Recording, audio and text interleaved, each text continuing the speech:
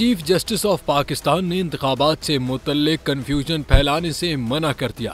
Chief justice काजी फाइज ईसा की सरबराही में 7 रुकनी larger bench 62(1)F के तहत सियासतदानों की नाअहली से मुतल्लिक केस की समाअत हुई, जिसमें दरखास्त गुजार के वकील का कहना था ताहयात नाअहली खत्म करने के लिए आईनी तरमीम करना होगी, जिस पर चीफ जस्टिस पाकिस्तान ने रिमार्क्स दिए कि आर्टिकल 62(1)F के तहत नाअहली का तयन आइन के मुताबिक नहीं, अपनी सोच के मुताबिक किया गया। इलेक्शन 8 फरवरी को हो रहे हैं तो इंतखाबात से मुतल्लिक कन्फ्यूजन न फैलाई जाए। चीफ जस्टिस ने कहा कि मुख्तलिफ अदालतों में मुकदमा दायर करने से इंतखाबात के रास्ते में रुकावटें पैदा होंगी।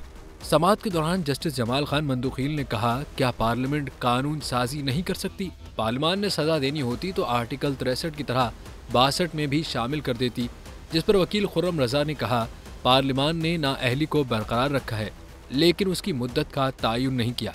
चीफ जस्टिस पाकिस्तान ने कहा, अगर फैसले में लिखा जाता कि नाअहली की मुद्दत मुकर्रर नहीं, इसलिए नाअहली 2 साल होगी तो क्या होता? फैसले की कोई न कोई मंतक होनी चाहिए।